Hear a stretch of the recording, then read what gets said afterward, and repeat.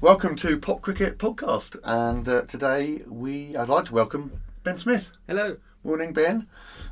People may know you from previous groups, Stony Sleep or Seraphim, or more recently Young Sawbones. They may. Or they may not. Most likely not. They're most likely not, you think. I think some people will. If not, they'll know you a little bit better after this podcast, hopefully. Yes, or people who are listening because they know Stony Sleep, hopefully. That would be because I'm going to use it, to try and attract people to it. Fantastic. Yeah. So that'll be a bit of... So they might know me. Helping each other out. Probably, so we'll bring people into the Pop Cricket Podcast, and also part of this is to also get people to know you better and your music better.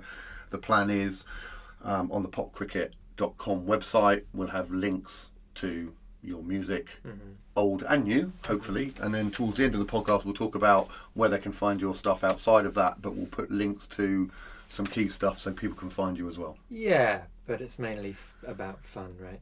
Hopefully we'll have a bit of fun with this. Talking about that, do you want to start off, because depending on the order that these go out, but we have had your sibling, your brother, on the podcast already. Yes. So hopefully I'll now have to put them out in that order, so I might have to put his out first. So we've had Christian, or Xian, on the podcast already. Yeah. And obviously you've been in some bands together. Yeah. So we'll probably come back to that, and we're also planning at some point to get you both together on a podcast and have a little bit of fun as well. I think that would be slightly different, because we'd have talked a lot about bands and music and past and current stuff. If we manage to get you both together, we'll probably have a bit of fun rather than sort of do any sort of in-depth interview. So we'll see, and if that comes off, that would be great too. Before that, what I got him to do is just to sort of say briefly how we know each other. So it'd be interesting to see your perspective on it. And also, for the listeners, I am going to ask some similar questions, because it'd be really interesting, I think, for the listeners or people that know you or Christian or your music, whether you answer some of the questions the same, and what memories you have for the same event, which would be quite interesting for the listeners. Yeah, it's so interesting and sore point. Really? Yeah, because of Xian's book recently, there has been some heated discussion about what is true and what is not true. Really? And does it matter if it's true or not? Maybe it's just about entertainment. So I'm about truth, not entertainment. So I'm not very fun. I'm just gonna go straight. You're just going to go there, but is it about entertainment? Is it about truth or entertainment, do you think, or is it that strange thing called memory playing tricks, that actually, if you put him on a lie detector, he would actually believe that's true, because that's his memory that's of the event. That's called false memory, isn't it? Well, it could be false memory, or could yours be false memory, and his be the true memory? It's possible. Highly unlikely. If only we could see your face right now. That is really interesting. Then, so you disagree with some of the events, some of the factual events, maybe in your book. Yes, and I've checked them, and I'm on the side of truth. But great, that's brilliant. Well, we may well come back to that. But I don't want to get into any fights. You don't want to hear of physical fight on a podcast. Not really. It's boring, right? You're just going to hit. Yeah. So if we get you both together, then that could happen. So, this room's very small. So if we happen to get you in this room, which we have to say for this is it is a very small room in the top part of the attic of your mum's house, which is very nice. But yeah, it was about how we know each other. Sorry, that's the original question before I. Yes, well, we met each other both playing for Kent cricket team, right? That false memory. Yes, that one. The false memory. That false memory. Yeah. Did you ever play cricket? No. Okay. No. Hence, I've ended up doing a pop cricket podcast. I played at school. That's what I mean. And we used to play on the beach as kids a lot with my dad. There you go. When the tide went out, we always had to wait for the tide to go out. When the tide went out far enough, we knew out would come the cricket set, and we would play cricket on the beach. And we'd always manage to get all the other kids from, not the kids that we didn't know, but they'd all sort of see us play and come and join in. And that's fun cricket. That's because fun real cricket is not fun. It's generally standing still if you're a fielder anyway, isn't it? For long periods of for time. long periods of time, wondering what you're doing with your life. Maybe, and getting lots of abuse from the crowd. If you're, so if you're England in Australia, then oh really? You're probably getting a lot of abuse from the crowd. Oh dear, I've never played for England. No, nor or have I. Australia. Although I have listened to, I'm trying to think what it's called now. This is really bad. I'll have to edit this in afterwards. Freddie Flintoff, Andrew Flintoff, is on a podcast with a couple of people, so he's often talking about his cricket experiences. Of course. And one of those is, how crowds can be terrible, abusive. Let alone the sort of sledging, as they call it, that goes on between sort of bowlers and batsmen and wicket keepers and batsmen running out of the field. Looks from afar like cricket is very boring and nothing happens, but there's a lot of abuse. Indeed. Fun, interesting abuse going Indeed. on. So we don't know each other from playing county cricket. No, Kent. That's not true. You don't even come from Kent. Not that stops you playing for Kent, but you don't even come from Kent. We just happen to be recording this in Kent. Where would I? I don't know where. I play for London, I suppose. But Middlesex. Middlesex. You play for Middlesex, I guess, but we're not. But I don't play for Middlesex because I'm too old. But secondly, because I'm terrible at cricket. I thought I was good until I got my golden duck. Is it called? Golden duck out. First ball. Yeah. Wicket. Really. That was my career. It lasted a minute. Really, that was your career over. Yeah. So you fancied yourself as a batsman. Yeah. Well, my dad kept saying, "You are an amazing batsman." Just in the garden with a bucket and a tennis ball, and you were great at hitting the fence. Actually, it was parents versus school boys. The kids versus the parents at school, and I remember him bowling at me, one of his left-handed googlies. Wow. And I. You know the terms anyway. I did a sweep. I don't know what that's called. I know what you mean. You go on your knee, one of your knees, and you look amazing at doing it if you hit the ball, which I did. And so from that point on, I thought I was amazing. I still think I'm amazing, apart from the golden duck. So I'll be amazing at pop cricket too. Fantastic. Which mind, obviously has got nothing to do with cricket, really. You can do it going down on one knee, I guess. But obviously with pop cricket, as hopefully listeners know by now, we just use the score. Okay. So it's the scoring of cricket. No bats or balls. No bats or balls. So people don't like cricket or don't know how to play cricket, don't know the rules of cricket, aren't interested in cricket. That doesn't stop them having fun with pop cricket. Yeah. Because pop cricket you can play independently. Yeah. Legs are runs, no runs, wickets. It's not boring. There's no abuse. There is no. Well, there's a lot of there can be quite a lot of abuse when you're arguing over whether something has got 2 legs or 4 legs or 6 legs. How can you argue about that? Well, because there are. Let's see. We'll find out. We might see. We might see, or we might not see in your list. But certainly some things. Some of the biggest ones probably have been monkeys. Would be one. Bats.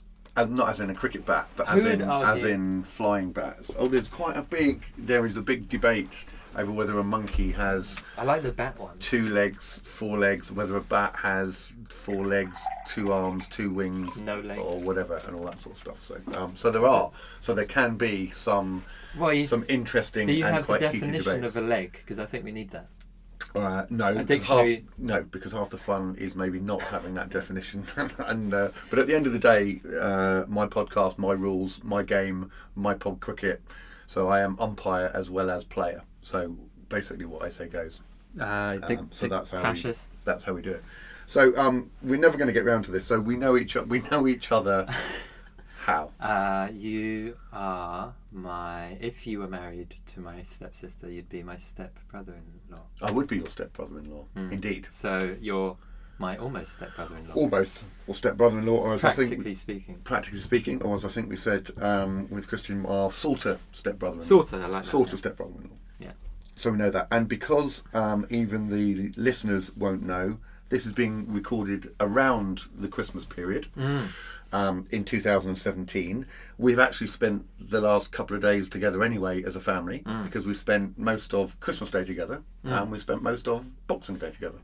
One of the features, obviously, of both of those days, the highlight, some would say, the low light, others would say, is the sometimes oft vocal, oft terminable game of Trivial Pursuits that comes with both of those events. And I just thought I'd say, Obviously, we're not going to go through it minute by minute. One of the reasons we're not going to do that is, if I remember, one of the games lasted for about 5.5 hours. The first one was that 5.5 hours? I don't know. It was terrible, wasn't it? I think we 3 finished. hours. We finished lunch about 3:30. We went straight to Trivial Pursuits. We left your house about 9, and we'd only just finished. It's still not as long as a cricket game, though. No, it isn't as long as a cricket game. It felt longer, I have to say. All but the last 2 hours was fine. The last 2 hours did feel like... And you're not allowed to drink in the cricket, so... No, at least we were drinking, fun. which was fine. So I at had least we were able fun to for drink. every single minute of that 4 hours. So what I thought I'd ask you is, out of all of the questions, all of the answers, all of the arguments, all of the cheating that goes with Trivial Pursuits, one fact, can you remember one fact or one question that stands out in your mind that was the highlight of those last 2 days? Something that you remember from Trivial Pursuits over the last couple of days? Yeah, it was... I remember a few things, the controversial ones, because I had strong opinions about them. Was this the Pope Church? There was a Pope Church. Is the Pope the Church? And for me, the Pope is the Church, synonymous with the Church. So that one got that almost. Even though there are many different churches, I don't care.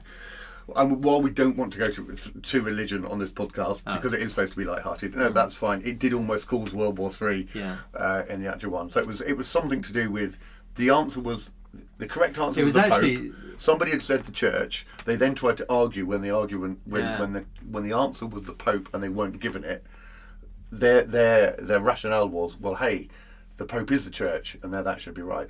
Which was fine for certain religious views, but I think it is all right, especially in the context of who was saying something about the Church, which was Sinead O'Connor, who's Irish. I'm assuming she's a Catholic upbringing, and so when she says the enemy is the Church, that's right. That was the question. That was the question. Then she means no. When she says the enemy is the Pope, then she also means the Church. Yeah. And so within the context, people who don't know Sinead O'Connor were arguing against that, but I know her. Do you know her personally? No. No. Okay. So that was yours. Mine was probably the Australian camel revelation, where which is a great name for an album. It probably is a great name for an album. So the question was something like, what animal? It was a fact afterwards, actually. The question was, what animal was introduced to Australia to help with deserts, to help explore the vast desert regions. In regions. Yeah. And the people were saying wolves, dingoes. It was ridiculous. Rabbits, and it went on for ages. Frogs. The answer, which was probably obvious, was camel. Well, everyone thought camel, but then everyone thought... But that would be ridiculous, right? No one's ever seen a camel in Australia. No, which is true. No one's ever seen that. So the bizarre thing was the fact afterwards. So there was a little factoid that went with it, which and says we're trusting they're right. Australia now has the largest population of wild camels. Or just camels in the world. So I was thinking about this morning actually. No, there aren't any wild camels in Australia. No, there are. It's not. They're not captive. It's not. It wasn't in captivity. It was the largest population of two. No, of naturally wild camels, not in captivity, not in zoos. 5 of them. No, but in Egypt there'd be thousands, wouldn't there? I don't know. So I think in Egypt you own a camel. You own a camel, so they're all in captivity. Yeah. Okay, so wild camels might not be a thing. I can't imagine any wild camels anywhere. But I was thinking this morning on the way over, because for some reason that was going around in my head, probably because I was thinking of it as a question, was that a better question surely would be, which country has the largest population of wild camels? Because that would be a much better way of asking the question. Equally difficult. Because then people would naturally veer down the whole... No one would say Australia. That's why it would be better trivial. Not even Australians would say it. No, I know. I've been to Australia, as have you. No. No, I have. I've never seen a camel. I flew over it and didn't see a camel. Well, I was looking down. There we are. Right, so that's enough Trivial Pursuits and Christmas and camels and... Quite enough. Jesus, and although we might come back to some of that. So let's go back 23-ish, 24 years. If we must. So let's go back to Stony Sleep. Yeah. So Stony Sleep. So for listeners that have come into this podcast out of order, haven't heard Christian, Sian and I talk about it. obviously that was a band that you were in together with your brother. So we talked about that. What I don't think we talked about was just how the band formed, how you and he started to make music together, started the band together. So I think for listeners that would be a really good place to start, is just give us a bit of context around the band coming together, if you've done anything before that, because if you look at the mighty wiki for both of you, that's the start point for Wikipedia, I think, is Stony Sleep. Yes, well, we were very young, Christian particularly, and we played instruments just like many young boys, and we were just got more and more inspired by people and events and music that we heard on Top of the Pops, or heard through vinyl from my dad, or our mum putting together a Beatles compilation, or whatever it was. We got more and more inspired, but it would have faded away if we hadn't formed and played and done a demo and blah. So we went further than most bands, I think. Maybe not nowadays, but at the time it seemed we did more than other bands, because we knew older people who were in reasonably successful bands. So that was purely luck. So most people would have ambition, as probably we all have, in front of the mirror with our hairbrush singing, and watching Top of the Pops, thinking, "Hey, I want to be in a band." I don't know if Shian has mentioned that, because I remember singing, and this is quite embarrassing.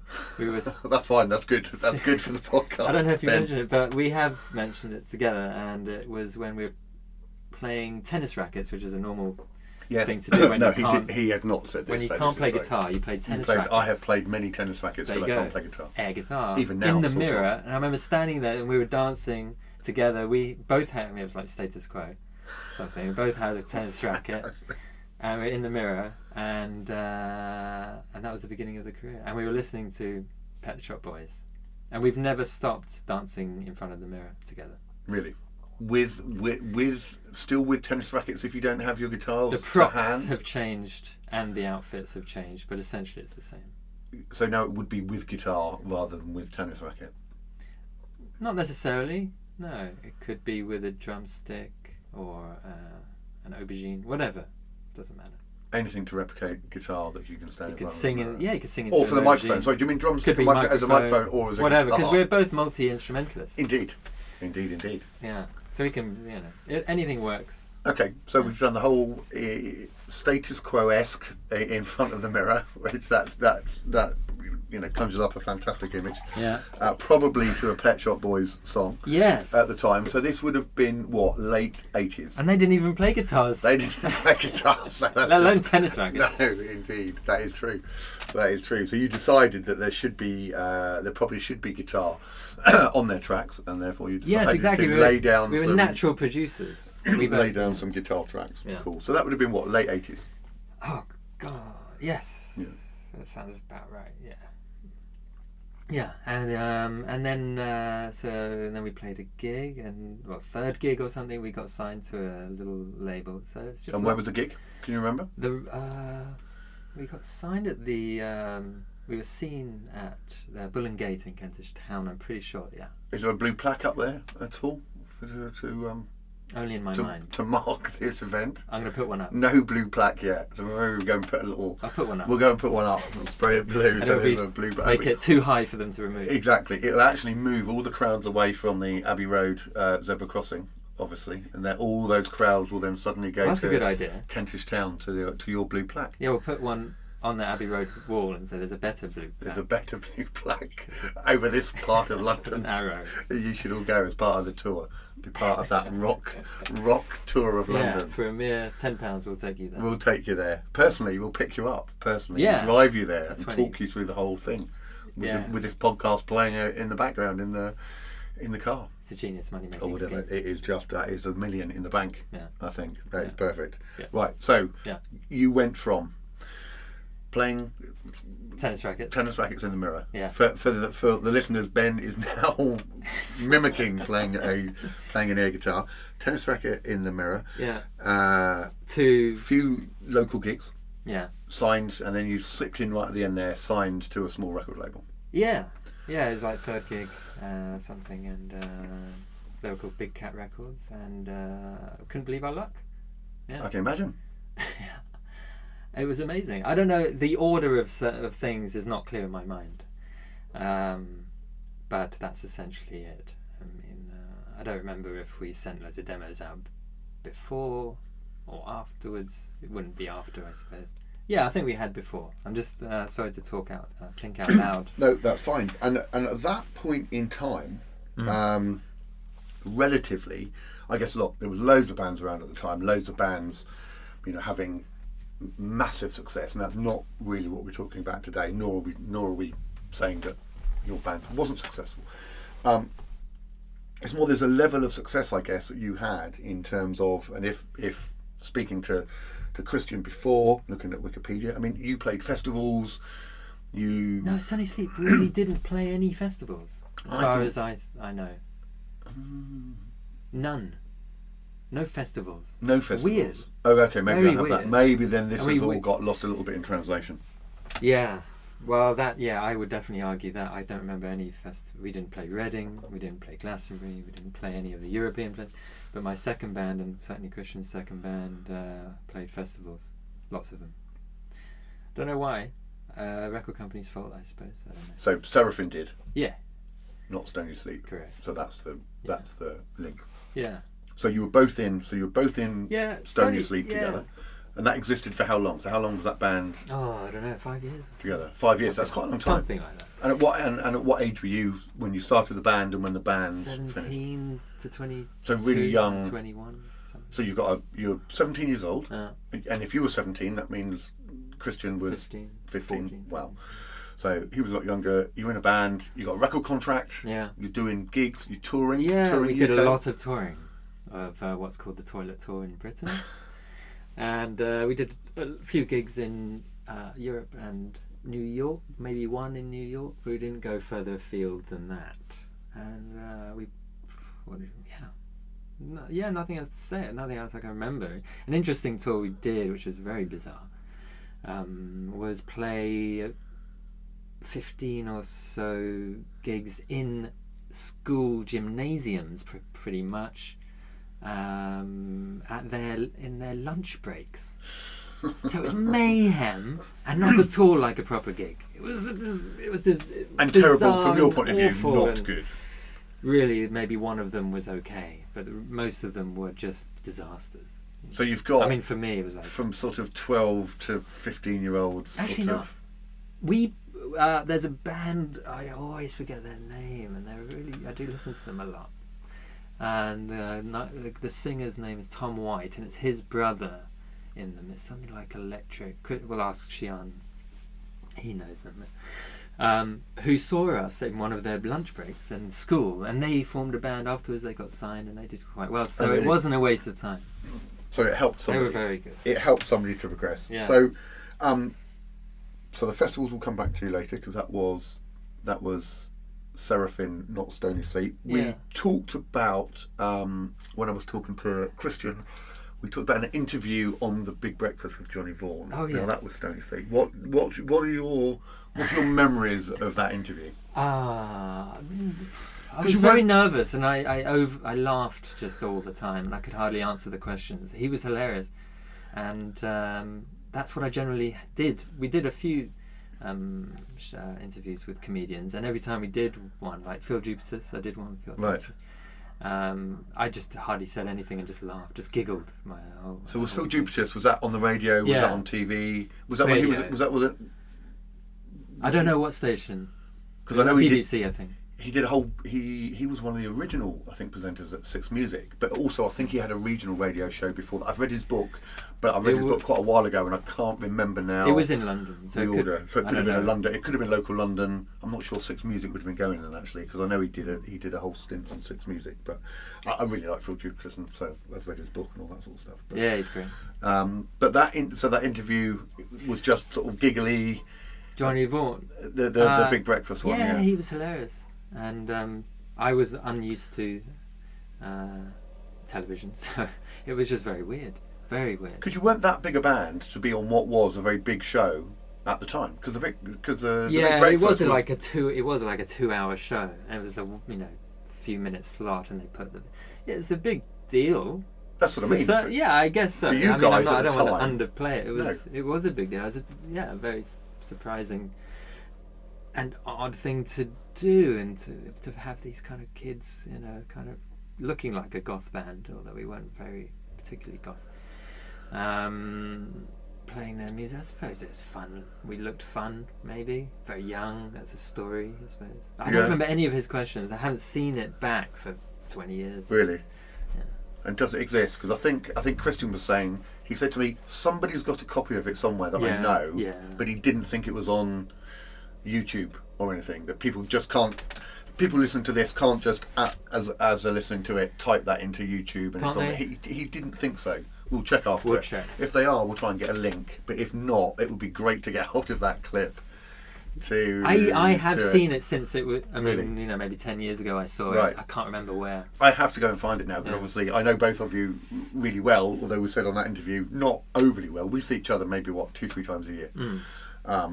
So it's not like we go out drinking all the time. And so some of this stuff when I was researching this podcast, is new for me because it's not all, we don't talk about this stuff all the time. It's, hey, do you remember that Big Breakfast interview? So it's quite interesting for me. So I've not seen that clip, so that would be good for me. Yeah, you'd love that. It'd be very funny. So that's Stony Sleep. Let's move on to Stony Sleep disbanded. Yeah. Christian went off and did stuff with some group that wasn't very popular, Razorlight or something. Blazermite or something. Blazermite, something that went off and they had some dubious #1 album or something, whatever. I don't know. And then you formed Seraphim. Yeah. Immediately, was there anything in between? And I'm not saying it was the next day, but that broadly that would be the next band. Oh no, it really was the next day. Oh, really? Yeah. I wasted no time at all. It was like brother out, right? New band, new beginning. Yeah, it was. I remember it was a dark moment, but I remember that gig when I was just like, "Oh, this is dreadful." It was something like we'd been dropped by the label, and we were playing a boring, not boring, an empty gig in Dudley and Birmingham or wherever, and it was I can't take any more of this. We weren't very good. That's what struck me, is that we weren't where, and this is a common kind of complaint, is when people break up bands and stuff, that it wasn't creatively satisfying to them, and it just I suppose run its course is the main thing. Okay. And I wanted something very much more straight, heavy, straightforward. I didn't want as much intricacy. I wanted something plainer, easier to get, easier to understand, and so I formed Seraphim. Okay, so when was that? What year? Oh God, I don't know. So what are we saying? I shall refer to my notes. The great wiki might tell me. So I was 15 in 93. Yeah, 15. Is that right? It says in 99. Would that be right? Does that make sense? So Stony Sleep ended in 99. So if your story of Stony Sleep finished So one day then and Seraphim became the next, then by default it would be 1999. Yeah, and it was a lot harder going than I thought it would be. And it took 4 years to release an album. Wow. Which was a really the biggest feather in my cap that people know, which is that good album. So that would be No Push Collide. Yeah. Which, as you know, is I love, not just because you're my sort of step brother-in-law, just because it's got some great tracks on it, and I think that you're right. They are the tracks that people would probably know if people had heard any probably Seraphim songs. It's likely to be, unless they're die-hard Seraphim fans or they're die-hard. Well, even the die-hard ones fans, it's likely to be off that album that people would have maybe heard some songs. Yeah. Because you had videos, you had it was a proper full-on. Yeah. Big budgets. Big budget, making it big videos, which are all available on YouTube. Just to take you back slightly then, because on Stony Sleep, my favourite track, but also I know there's a video that goes with it. Is Lady Lazarus, which you wrote, I think, if you wrote all their songs. So that also had a budget, a budget, and I a think video it was our biggest budget. for that track. Yeah. That's the one where you're lying on a slab all covered in gunk goo, something, gunk, goo, Yeah. whatever. I like that one. The I liked it technical because I was the centre of attention all day, which was you were, because no one. I watched that the video rest of back. the band on it. It was No. real. I felt it was an awkward moment when we realised we'd all flown to Sweden and two of them didn't need to. Because I watched that back recently, having seen it quite a while ago. So I revisited it when I was creating notes and thinking about what I was going to talk to you about. So I happened to have it on in the background, and having watched it for about 3 minutes or whatever it was, thinking, it's only Ben in that video. How the other guys it's must have me felt. and some faceless doctors and nurses Pouring goo. yeah. Which is You're now there, it was an alien experiment, right? I think. Or You're asking me? Right, I was an you're alien. asking me, I think right? I Your was video. an alien. I can't remember. It just looked good. It does look quite good. So anyway, certainly we'll put a link to that then, so people can easily go into Access YouTube, this type in superb Lady Lazarus, and I think it comes up straight away. I think it's the best video I've ever been involved in, actually. Really? Including the Seraphim, yeah. I really like it. It's my favourite one, I think, as well, because the others have got the band in, but this is almost a story behind the song rather than just the band playing. Yeah. It was very X-Filesy, I'll say that. Yeah. I think People need to go find it, I think, and have a look and make up their own, and then they can leave comments on my Facebook page or whatever, and they Please can do. say what they think it is, and then I shall pass those on to you. Thank you. So listeners, please go to the website, go to my website, go to the Facebook, post some comments, see what you think, and just tell us if you found it, that you didn't know it before and you liked it and enjoyed it, and I shall pass those comments on to Ben or Christian, whichever is relevant. So we're talking about No Push Collide. So there's another couple of songs on there which I love. Day by Day. My kids love. Yeah, they like Things Fall they Apart. told me yesterday they love Day by Day. We have it we have those songs in the car all the time. If we have any playlists in the car, those songs are always in there. They always request them. There's probably a little bit of a link because they know you and they know you're in the band, so that's quite cool. But outside of that, they are genuinely, they stand up now. So we're talking 17, 18 years ago. Okay, not when they came out, when the band was on. So at least 12, 13 years ago. But they actually stand up today. It's just great pop rock songs. Thank you very much. Yeah. Thanks. I agree. Good. But they're also I think they're an accessible way in for people to you or your bands. Yeah, I guess so. You could, we've made interesting music, as well as commercial music, and I suppose it's commercial. It's a more commercial. It's difficult end, I to guess, be isn't objective about it, Yeah. and it's easy to resent one's most successful things. On the other hand, it was not successful enough. And I'm very bitter about this. You're not living in a huge pile. Well, you might be living in a huge pile. You're not living in a huge pile, as in I'm living in a huge being pile of something. in a mansion somewhere on the royalties of No Push Collide. Let's put it that way. No, I'm glad that I'm not. But I'm not glad that there aren't many royalties. If you see what I mean. A nice medium would be good. A nice medium of collective royalties across your body of work would be a nice place to be. It would, and it is a nice.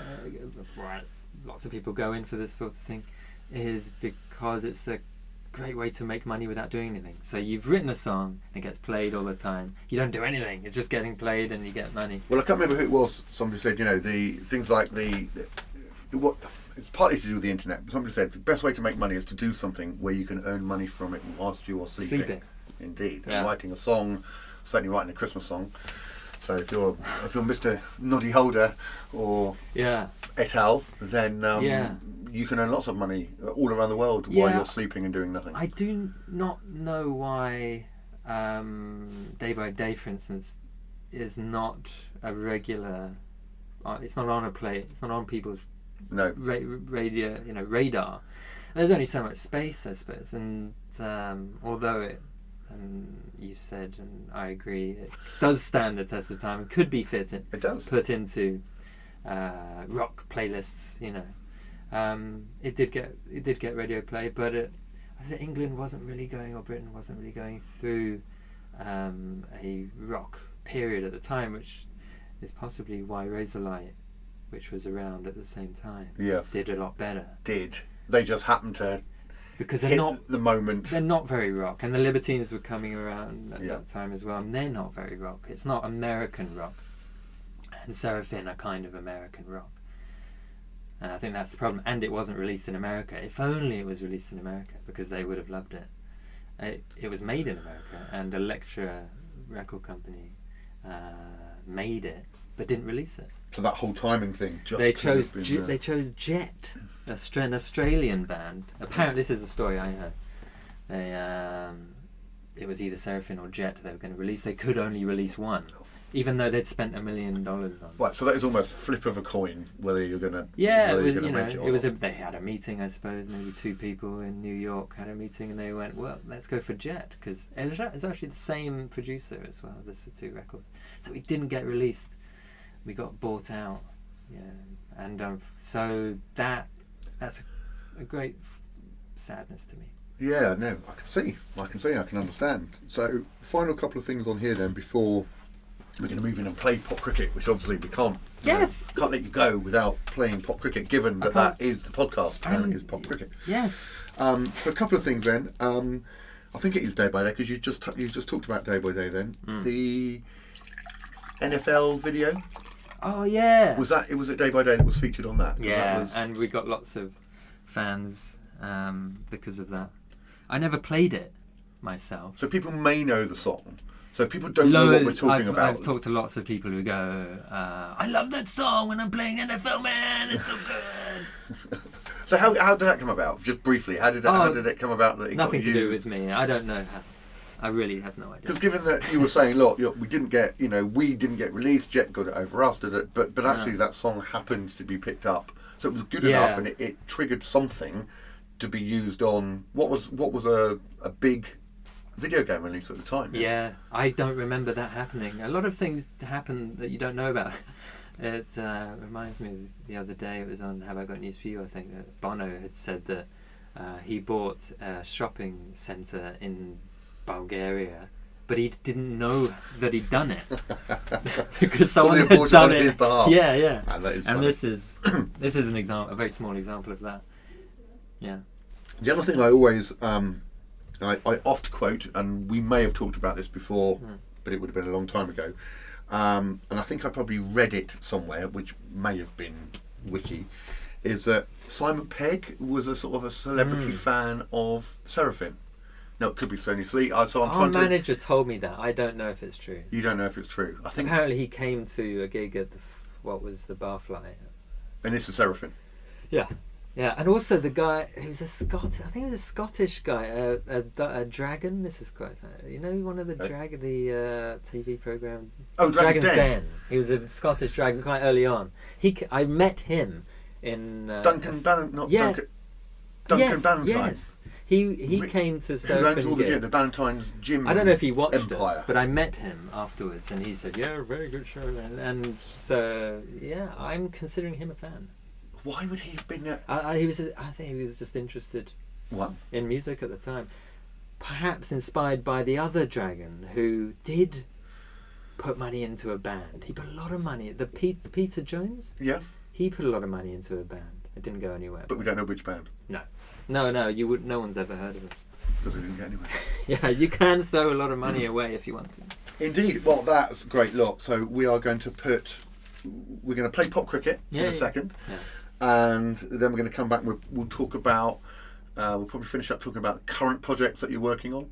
But obviously, as I've said already, on the links, we'll also do some links to various stuff that we've talked about. I'll put some notes on. I'll put some show notes on the website, popcricket.com, so people can just go and sort of.